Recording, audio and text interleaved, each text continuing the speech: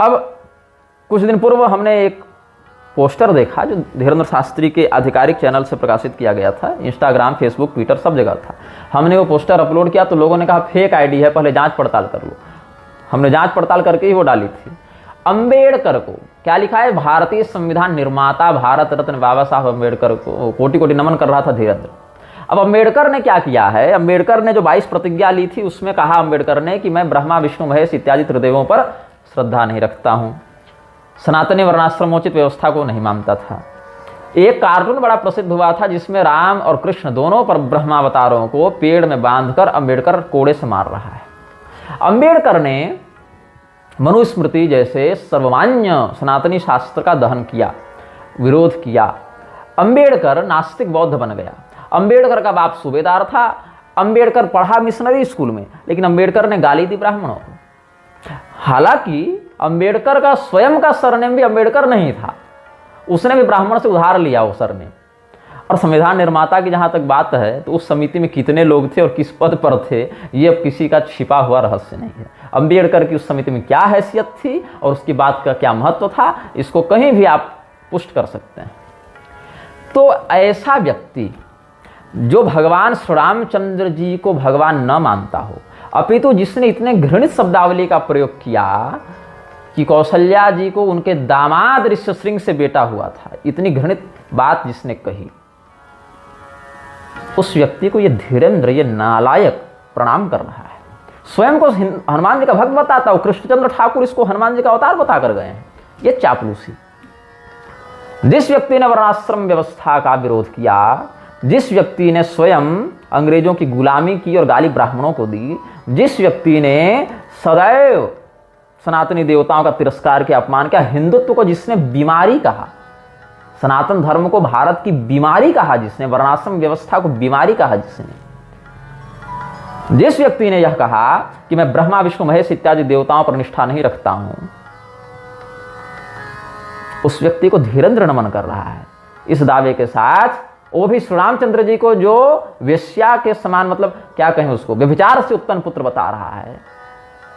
भगवान मनु के वंश में उत्पन्न श्री रामचंद्र जी का जो नाम जप रहा है, ऐसा धीरेन्द्र मनुस्मृति का दहन करने वाले अंबेडकर को प्रणाम करता है। और तुम्हें लगता है वो हिंदू धर्म के लिए कार्य कर रहा है। मैं धीरेन्द्र शास्त्री को हिंदू ही नहीं मानता।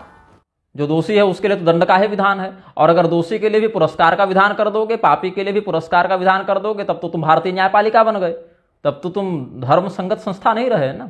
अगर दुष्टों को भी अगर तुम छोड़ने लगोगे, दुष्टों के पीछे भी तुम्हारा हृदय भय से कंपित होने लगेगा, तब तो तुम जुडिशरी बन गए ना। लेकिन अगर तुम दंड का सही पूर्वक पालन कर रहे हो, न्याय सही से कर रहे हो, अगर तुम सही तरीके से सही को सही और गलत को गलत कहने का साहस रखते हो, तब तुम धर्मनिष्ठ संस्था हो। नहीं कर सकते हो, तब तो तुम न्यायपालिका बन गए, या फिर तुम विधानसभा बन गए कि भैया कल तक जो है सो व्यभिचार करना पाप था, मतलब अधर्म था, कानून के दृष्टि से भी गलत था। अब क्या है कि सारे के सारे विधायक, सांसद, नेता, मंत्री, जज व्यभिचार में लिप्त होने लगे, तो कह दे भैया ये धारा ही हटा दो, काहे को इसको गलत मानोगे, अब हम लोग सब इसी में लिप्त हो गए तो सबको सही कर दो। हाँ, अभी मैं कुछ दिन पहले हिमालय की यात्रा से लौटा, गाँव गाँव में दारू की दुकान मिल जाएगी लेकिन दवा की दुकान नहीं मिलेगी। सनातन धर्म तो इससे खत्म हो रहा है। स्टालिन के बयान देने से सनातन धर्म समाप्त नहीं हो रहा है, तुम्हारे आचरण में धर्म का जो तत्व है वह क्षीण हो रहा है ना, इससे धर्म की हानि हो रही है। तुम्हारे अंदर जब धर्म स्थित रहेगा, आक्रमण क्या पहले नहीं हुए? अरे भैया मैं तो कहता हूं जिस समय तुम्हारा माथा पकड़ पकड़ कर लोग काट रहे थे, हाँ, कि शिखा कटवाओ या माथा कटवाओ, तुम्हारे पूर्वजों ने माथा कटवाना स्वीकार किया लेकिन शिखा कटवाना स्वीकार नहीं किया। और आज तुम लोग शिखा कटवा के खड़े खड़े मूत रहे हो और कहते हो स्टालिन के बयान से सनातन धर्म खतरे में आएगा। हाँ, और उस पर बोलिए, उस पर हम क्या बोलेंगे? हम तो स्वयं देख रहे हैं तुम्हारे पास न शिखा है, न तुम्हारे पास यज्ञोपवीत है, न तुम्हारे पास गायत्री है, और जिसके पास गायत्री और यज्ञोपवीत है वो उसका अधिकारी भी नहीं है। तो कुल मिला के जिसको करना है वो करता नहीं, जिसको नहीं करना है वो उसी के पीछे मर रहा है। तो स्टालिन क्या हानि करेगा धर्म की? हानि तो तुम कर रहे हो। हाँ, जिस समय धोती खींच खींच कर फेंका जा रहा था, महिलाओं को निर्वस्त्र करके बाजार में बेचा जा रहा था, उस समय हमारे पूर्वजों ने धर्म को बचाया। आज तुम्हारी बहन बेटियां बहू जो है सो कमर मटका रही है, रील में नंगे नाच रही है, धर्म तो तुम नष्ट कर रहे हो।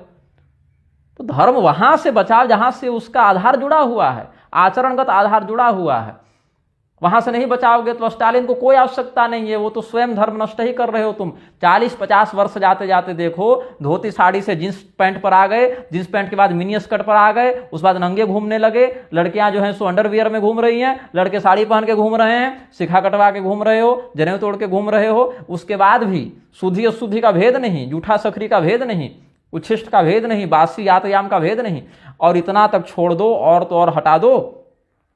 तुमको तो इतना भी भेद नहीं अब समझ में आ रहा है कि हमारे सनातन धर्म के मान्य ग्रंथों को कम से कम प्रामाणिक ही मान लें।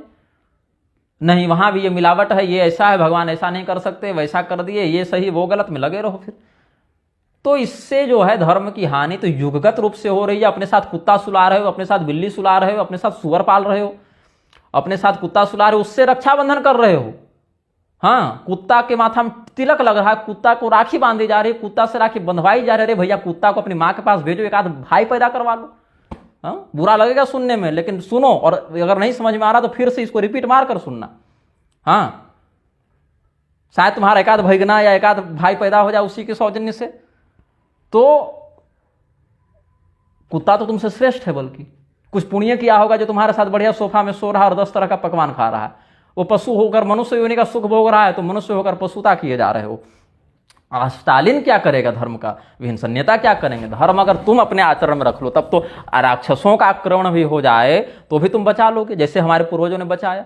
और नहीं भैया, तो बिना कोई आक्रमण का तुम घर बैठे अपने धर्म की हानि स्वयं अपने हाथों से कर रहे हो, आत्महत्या कर रहे हो ना। फांसी लटक जाओगे तो किसको दोष दोगे? स्वयं का ही प्रमाद उसमें है ना।